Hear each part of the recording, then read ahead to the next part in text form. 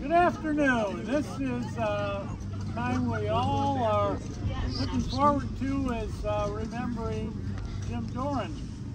When the committee is here, Joyce Tamia, Andy Cassell, Lois Sterba, myself, and Liz Talbert are on this awards committee. And every year we look to Montrew Dunham. In her memory, we choose somebody who has just done a super service job in Downers Grove. And we came up with the name Jim Dohren, who is a unanimous choice that he definitely deserves the Montrew Dunham Award. We did not know when we voted him in that he had passed away. So it was kind of a shock when we found out from Lancaster, Pennsylvania that he had passed away. But even though he has passed away, we definitely want to honor his memory, and he definitely deserves the Montrew Dunham Award, which we'll present in a little bit. But before we do, I'm going to turn the program over to Lois Sterba, who will tell us a little about him. Thank you. Today we are here to remember Jim Dohren. And I want to welcome you to the Montrew Dunham Education Center, which is right there today, May 7th, 2022, as we honor Jim and give him this award for being the Montrew Dunham Award winner. It's my honor today to announce that he will be the winner for this, or the nominee for this year. This annual award was created in the memory of Montrew Dunham, who passed away in 2017. She was a Director Emeritus for the Downers Grove Historical Society and co-author of Downers Grove, the Downers Grove History book, 1832 to 1982, and author of the Downers Grove Revisited book. Both wonderful sources of Downers Grove history.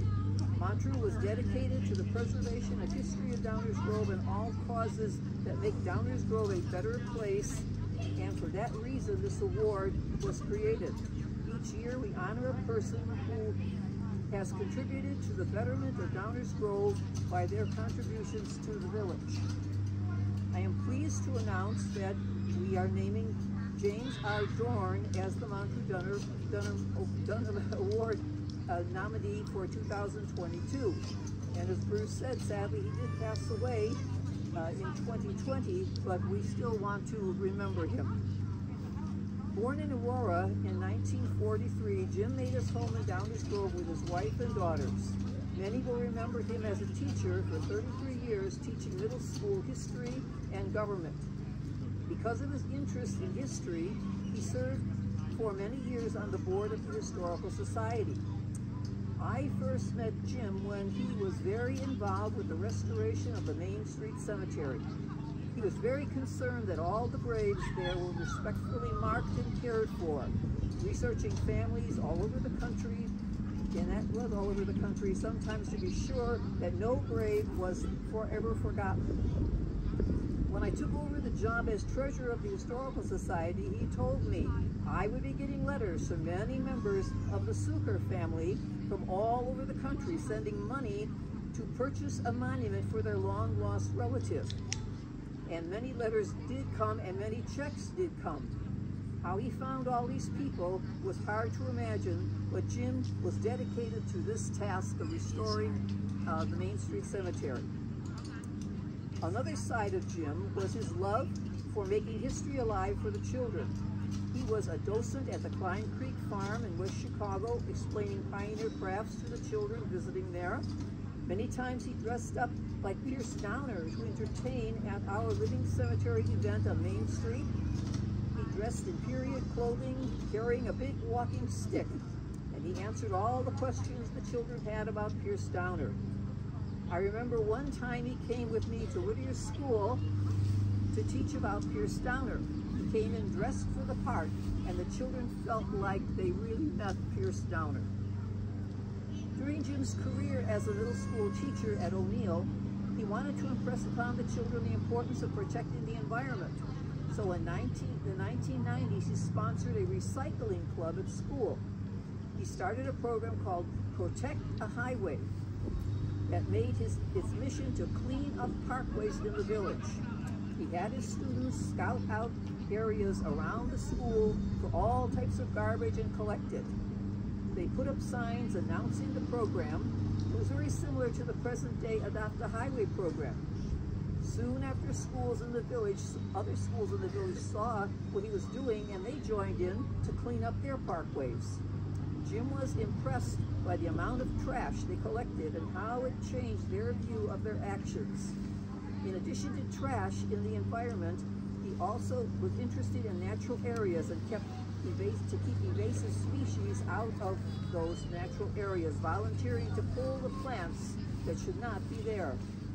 His love of nature and plants may have been the reason he spent some of his retirement years working at Wanamaker's Garden Center.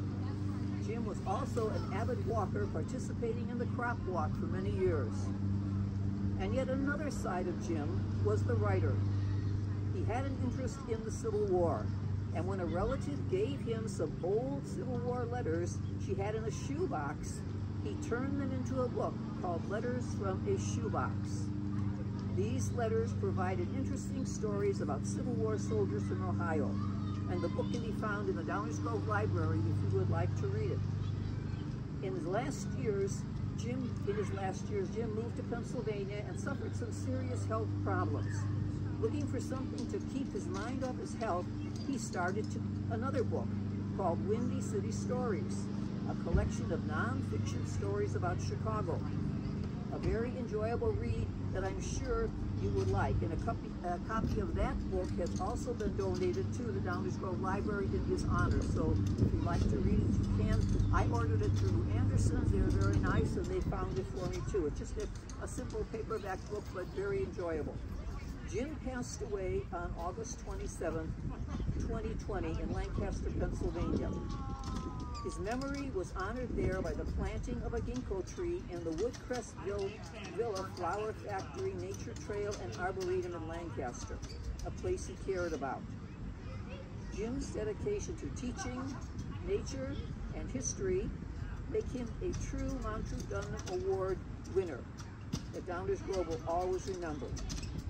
And the Downers Grove Historical Society has many oak trees over there by their booth. So please take a tree and plant it in Jim's memory. Rest in peace, Jim. Thank you.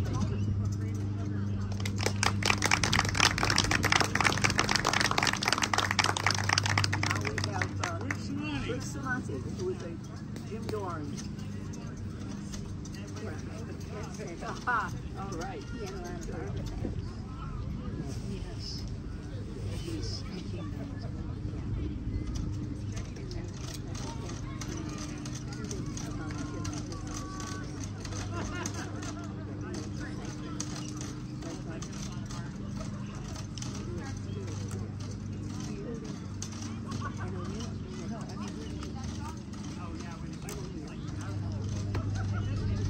First of all, I want to thank the Historical Society and Bruce Swanson for asking me to speak here today about a friend of mine, Jim Dohren. I'm going to give you a different side of him from what you've heard, because friendship depends on the person who you call friend.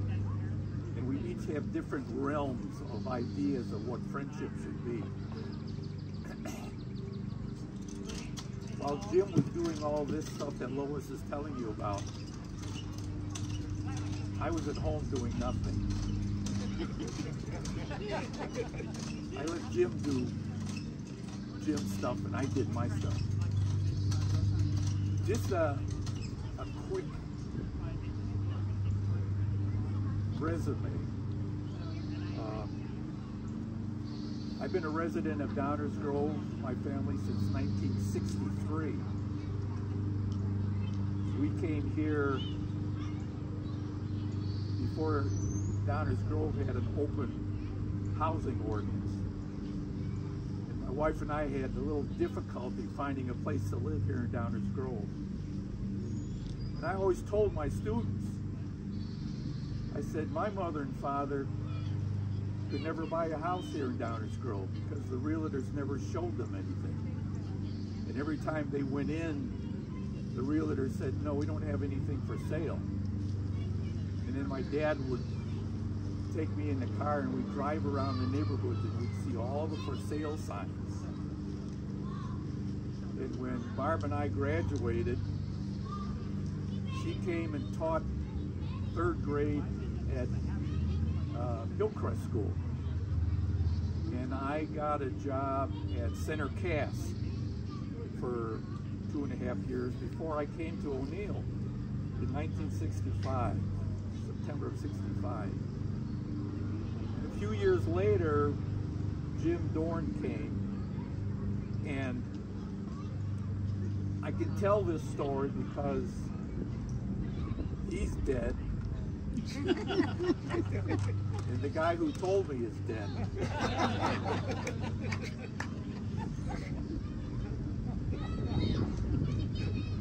And there are times when I wake up in the morning wondering, am I dead?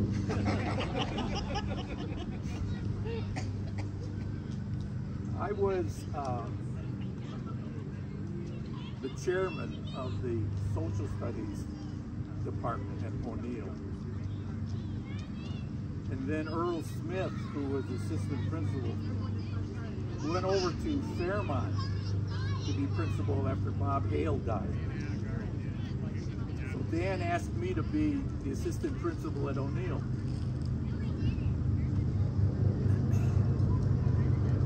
One day we were in the office and we were talking about staff. And it was at this time, a few years before, that the school board decided to kind of even the balance of the 2 junior highs, Herrick and O'Neill. Because Herrick was doing some things that O'Neill was not doing, and vice versa. And the public was wondering what was the matter here. How come you don't do this, what Herrick's doing, or vice versa, and so on. Also, Herrick was beginning to lose enrollment because it was on the north side and it was pretty saturated. Whereas O'Neill had room to grow and we were getting more and more students and so on.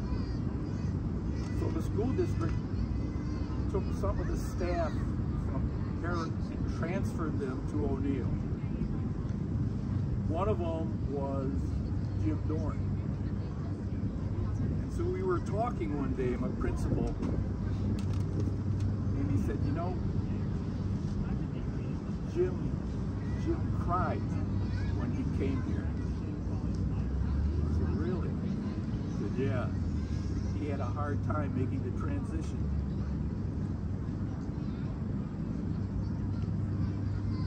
I always told my classes at the beginning of the year, I even put up a broad banner saying, it's easy to look at differences, but it's harder, but you'll learn more if you look at similarities. And so today I'd like to just share with you some of the similarities between Jim and myself. It wasn't too much later that I was asked to go to Herrick and be their assistant principal. This was after years of teaching at O'Neill and interviewing for a number of principalships that I never got. So I went to Herrick, and the first thing that struck me was, my gosh, I really feel that I miss my O'Neill friends. And there were times when it was not busy that I would walk to the far end of Herrick's hallway and sit at the top of the stairs by myself, kind of trying to remember what it was like at O'Neill, trying to adapt to the new situation that I was in. And I said to myself, I think I know how Jim felt. That's one of the similarities. The other was, as you already heard, he used to dress up for his students, especially during the time when he was teaching about the war or Veterans Day. And he wore this Army uniform that I don't know where he got, but I was amazed that he fit in it. And he wore these combat boots to go with his uniform. And they must have hurt because he didn't walk right.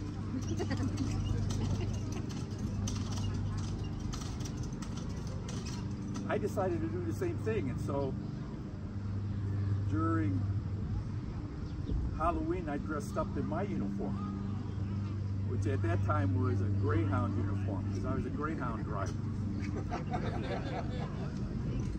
But I stopped because the kids came up to me and said, "Mrs. Samonte, how come you're a cop?" I said, "No." I said, "Look, it says Greyhound here, you know." So that was another similarity. He and I both taught social studies. He was in 8th grade, which was American history. I taught 7th grade, which is primarily geography. We taught on the same floor. Another similarity. Another one was when he closed his classroom door and I closed my classroom door, we taught the way we wanted to. We would take the curriculum and tweak it so that we taught what we wanted to, the way we wanted to, without anyone knowing. You know, the only people who knew were our students. And for the years that I taught with Jim, I never heard a student say anything derogatory about him or his teaching techniques. They always enjoyed his class. And I felt, geez, I hope my students are saying the same thing.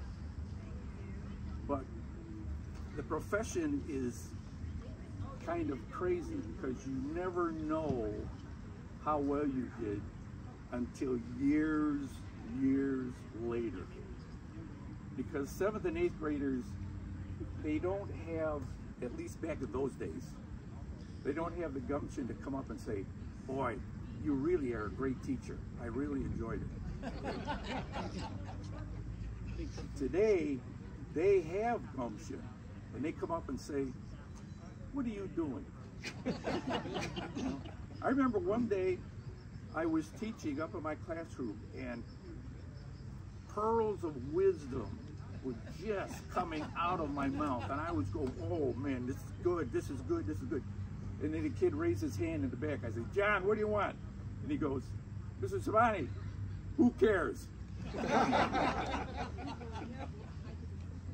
I will never forget that. And he caught me. I didn't have a comeback. You know, the only thing I could say was, "Well, I care." You know, how good that does. But Bruce and I and Lois were just talking over at the bench before coming here about today's kids. Today's kids, and it's an old man talking, so take it with a grain of salt. Today's kids are not like the kids we had. And I talked with one of the principals a couple months ago. I said, "What are the kids like today?" And he said, "This is a generation that only knows their iPhone. Our generation, they didn't have iPhones. They barely had television. But they had a great camaraderie among themselves, and I think among the teachers. And that's what Jim had. Jim had this connection with his students that I would observe, especially since I was chairman of the department, so I kept track of all my teachers. And I knew at all the meetings that we had, Jim was always a positive force, but mainly a positive force for kids. Not so much the curriculum, not so much the administration, not so much what we were doing, not so much what the administration said we had to do, but every time we decided anything, he would always bring up, well, what's in it for the kids? And it isn't until hindsight that I began to see the real worth of Jim Dohren. One of the differences, though, is he wasn't much of an athlete. Bruce knows this. We used to have flag football games out in our field with all the guys. Jim didn't play too much or too often, but I loved it when he played against me and guarded me, because I played wide receiver. And all I had to do was deke, deke, and he didn't know where I was going. And by the time he realized it, I was down the field, because I was one of the fastest, not the fastest faculty members at O'Neill. Today I had difficulty walking across the street here. But Jim, we played basketball at faculty games. And he tried his best, you know, and I give him credit for that. He wasn't one of the guys athletically, but he fit in perfectly. I close with a story of importance to me. I retired in 2000, and then a couple years later, Jim retired. I have a list, an email list of all my retired friends, and I try to keep them up to date on what's going on in the schools. My daughter was on the school board this last time, and so I was able to keep up track of what's going on in the schools. Kevin Russell, the superintendent, was my student teacher. And one of the jobs I had was driving a retirement bus from Lisle, taking the people to church. And it was the same church Kevin went to. And so occasionally he would come out, and I would beep the horn and he would come over. And I'd ask, how many kids do you have now? I think he has 7. I don't know if he's quitting, but I told him, I said, you got enough for basketball scrimmage. But he told me he was going to school for his doctorate degree, going to school for superintendent certification. He became superintendent at Park Ridge, where my granddaughter, who went to Fairmont, went student taught and did teach 3rd grade at Park Ridge, where Kevin was. And I said, well, what is it like? She said, it's nice. The teachers always are a little jealous that I can go up to the superintendent and say, hi, Kevin. Because Kevin knew my family real well. And so after we retired, Jim and I lost touch. Once in a while, he would answer an email. And then I had heard that he was sick. And that was another similarity commonality because he was in the hospital for a number of days. And back in 2012, I got in the hospital too for a number of things. I'm proud to say, I think I'm one of the few people in the world who has beat pancreatic cancer. And he and I would talk about the nursing care and doctor care that we got in our hospitals. And he would say, well, did you do this? Well, yeah, I got this. How about, did you get this? Yeah. Did they take this one? Oh, they did this. Oh, yeah. It was something. So that was another similarity. Being a published author was another similarity. He was working on his books. I had my one book on my operation published, and I'm working on 2 more manuscripts right now, trying to keep up with Jim.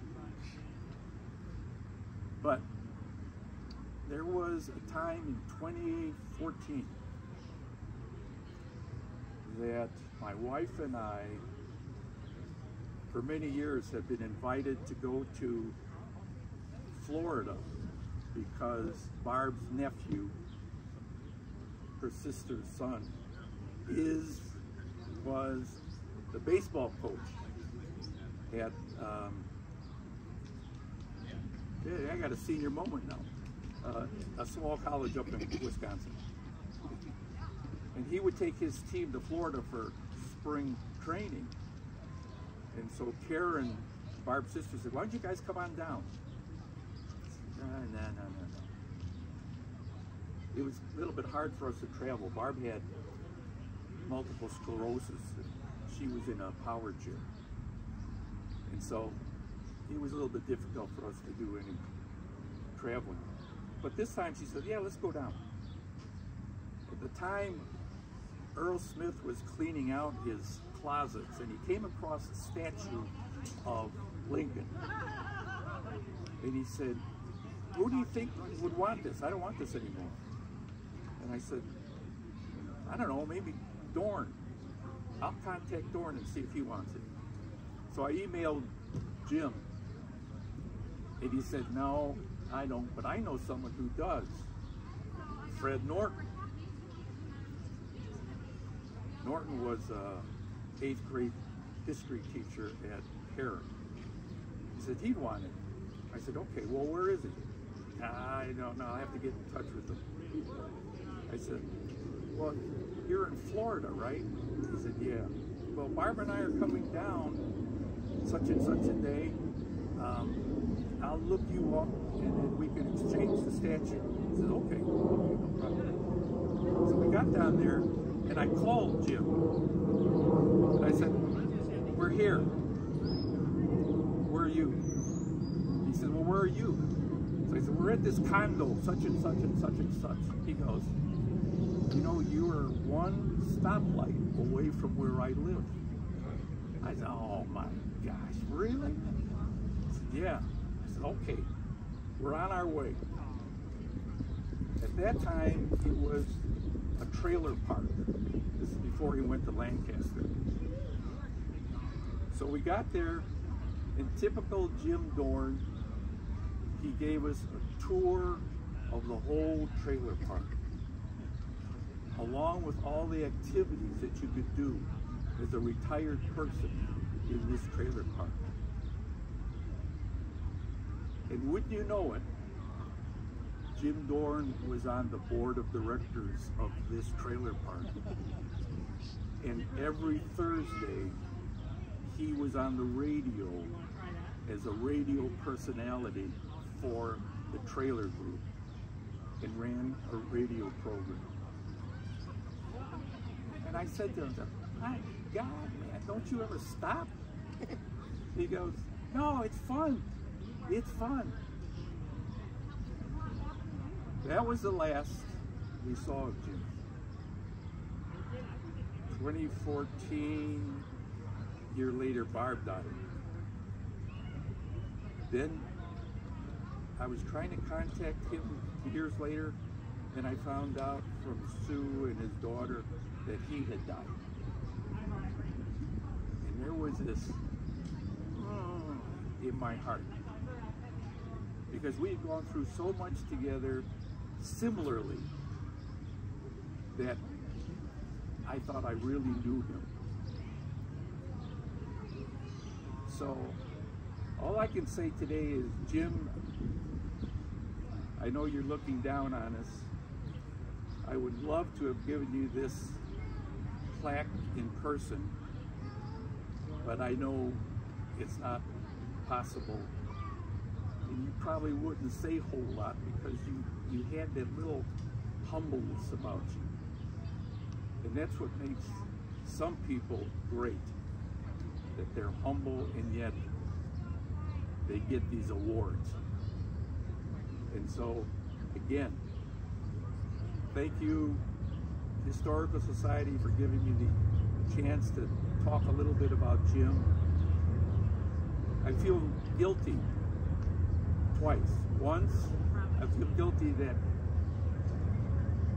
I've never said to him what a great friend he was. And secondly, I feel guilty every time I forget to recycle something.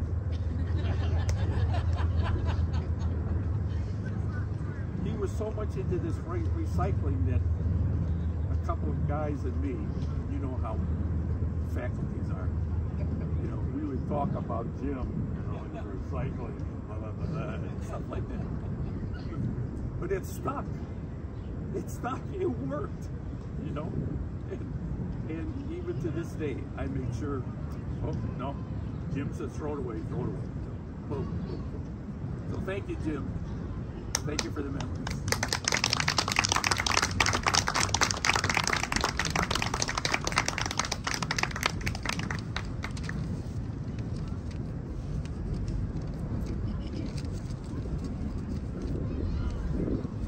Now I have a job for you. Before we dedicate this plaque, by the way, we have Dave Humphreys here, who won in 221. I'm sure you've had a chance to see this plaque, but it will be mounted over at Montrew Dunham Center. And now what I want you to do, our group meets periodically and we go over 2 awards. One is Historian of the Year, and one is the Montrew Dunham Award. We would like your input.